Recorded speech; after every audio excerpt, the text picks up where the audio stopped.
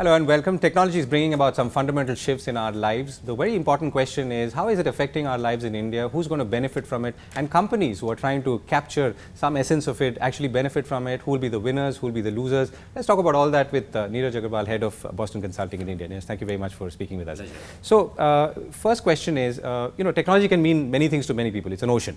Absolutely. What are the 2 or 3 areas that you would pick which are the most relevant today in the way we are experiencing it or likely to experience it? So firstly, I think it's for those in the area of technology, this is the most exciting time to be living in the world. The phrase I often use is to say that technology historically used to be part of SG&A in an enterprise, right? This is 1 or 2% of an enterprise, sometimes 2.5, 3 if you're banking and other industries was spent on technology. It is moving from that to what I call COGS, which is cost of goods sold. So technology is becoming an integral part of what an enterprise builds, manufactures. It is a very large part of capital invested. About half of the capital invested is in technology. So technology is becoming the be all and end all. I mean, you can say technology or data is a new oil, right? I mean, that is what it will be consumed everywhere. So I think if you are touched by technology, whether it's a 7 billion people in the world, be it the bottom of the pyramid, be it at the top of the pyramid, if the enterprises which provide technology, service providers, they all will benefit in a huge way. So, as we adapt and adopt to technology as an enterprise, as a consumer, who's winning and who's losing in this, and what are the trends that you're seeing? So, I think what will happen is, firstly, the opportunity, as I said, is humongous, right? But when you're on a train which is going in a particular way, it is sometimes difficult to adapt on the go, right? It's like changing the aeroplane while flying. You have to change the engine of the aeroplane and you're still flying. That journey, some companies will be able to traverse, some will not be. So net, the opportunity size will quadruple or more, so I think that's a large growth. But will all the current incumbents be the winners? That's the key question. Right. So, the Indian consumer is fast adapting, right? If you look at the way we've adopted mobile phones and using that as an example, we've gone on to WhatsApp and we have a very large subscriber base and so on.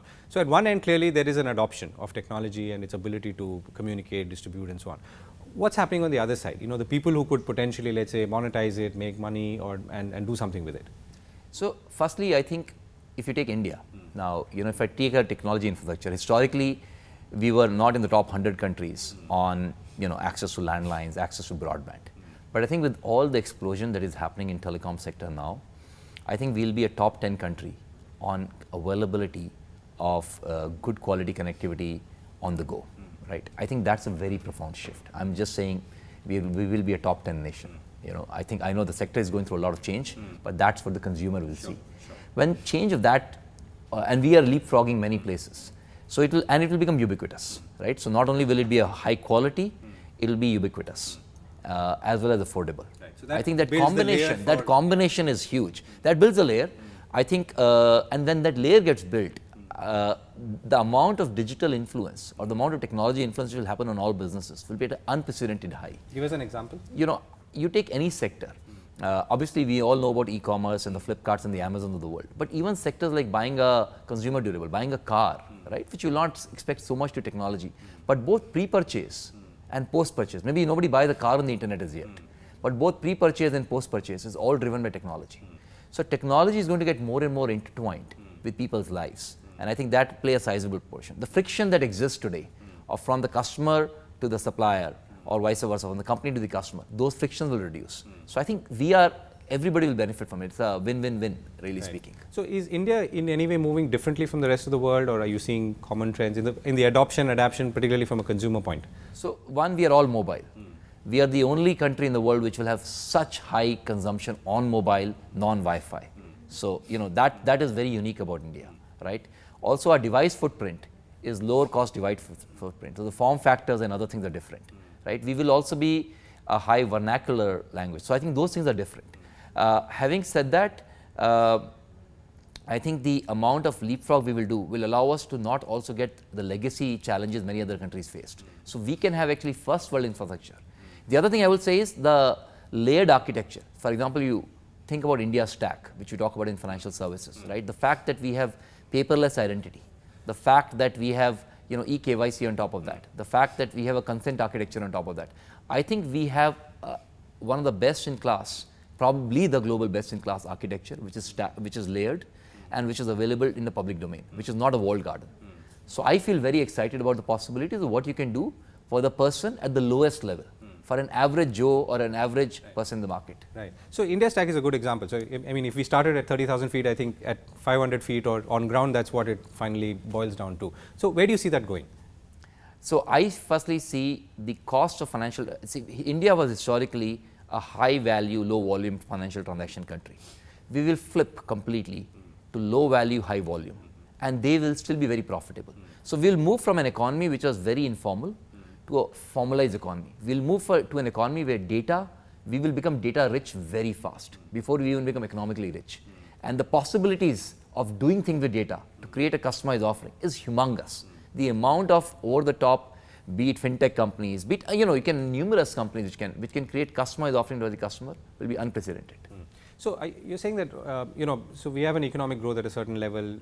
We have, let's say, the broader challenges of global de-globalization, maybe global markets sort of slowing down. I'm talking about export markets and so on. How do you place all of this and the optimism that you see here in the context of that? See, look, I think if you take global trade as a percentage of global GDP, which I think is the single biggest metric I measure to see is it globalizing or the de-globalizing, it's marginally coming down. Okay. So I think, but to me, those are rhetorics which will go up and down, right? Is it a systematic trend line which will come down humongously? I don't see so. So I see it moving in a narrow band. Yes, it's not on an uptick right now, it's on a slight downward tick. But I think the groundswell which is happening through technology, none of that can prevent this. So what I'm trying to link up is, and ask you as a final question also, is that, so what does the India story look like as a result of some of these changes that we're seeing or some of these developments that we're seeing? How does it add up to the bigger? So I think the macro story is the export probably will not see so much growth, but local consumption will probably see humongous growth. That's where I would come out on the macro. And we are fortunate to be living in a market which is large. We're fortunate to be living in a market which is underserved. There's a lot of latent demand which has not been captured. We're fortunate to be living in a market where there's a lot of friction, which you can. So for entrepreneurs out there, for enterprises out there, these are all humongous opportunities. Great consumption, underserved, a lot of friction. All of these means tons and tons of opportunities. Right. But then you also said that they could be losers. So what are the 3 mistakes that people could make in trying to address this opportunity? I think your past success is your biggest hindrance, right? Because you try to do more of the same. You try to miss the trend. You say this is only marginal, right? When Kodak, as you famously think about, they invented the digital camera, but they never made the leap because they found multiple reasons why that will not work. So that to me is the biggest trap. And the other thing is, it is genuinely hard to coexist in 2 realities. It is genuinely hard. So for a person who has nothing to lose and he can throw it all in, there's only one game to play. For somebody who's already running a successful shop, to pivot is tough. Okay. Is there a third point you want to add? I think talent.